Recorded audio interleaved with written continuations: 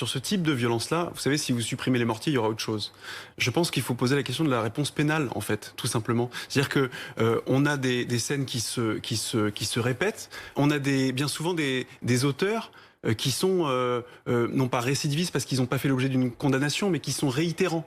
Et vous avez des forces de police qui parfois interpellent, prennent sur le fait, interpellent, mais ils savent très bien que, bien souvent parce qu'ils sont mineurs, ils sont relâchés aussitôt. On ne peut plus se permettre aujourd'hui de ne pas apporter une réponse pénale qui soit immédiate et qui soit proportionnée et puis qui soit certaine. Le problème, c'est qu'il n'y a pas un sentiment d'insécurité aujourd'hui qui prédomine. Il y a un sentiment d'impunité. Donc moi, je veux bien qu'on raisonne en termes d'effectifs de police. C'est une question qu'on peut se poser. Mais derrière, si on veut que la police soit forte, il faut que la justice soit forte. Or, aujourd'hui, ça n'est pas le cas. Vous savez, on peut sans arrêt se réfugier derrière la compétence de l'État, de la préfecture de police quand il s'agit d'insécurité à Paris.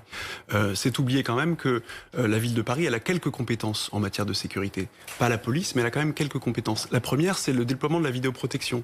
Or, ça fait des années qu'il y a une opposition idéologique au déploiement de la vidéoprotection à Paris. Or, on sait que dans la chaîne d'élucidation et dans le renseignement, c'est un outil précieux pour les policiers. Ça, c'est la première chose. Ensuite, vous parlez de police municipale. Pardon, mais moi, je ne crois pas à cette police municipale, quand bien même elle voit le jour, précisément pour une raison, parce qu'elle sera placée sous l'autorité de la maire de Paris.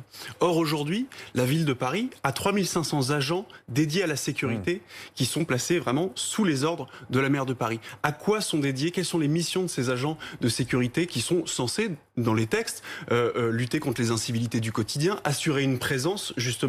Aujourd'hui, ces 3500 agents de sécurité de la ville de Paris sont déployés sur des missions de verbalisation des véhicules en stationnement gênant et de verbalisation des étals et des terrasses des commerces. Pas sur des missions de lutte contre l'insécurité du quotidien.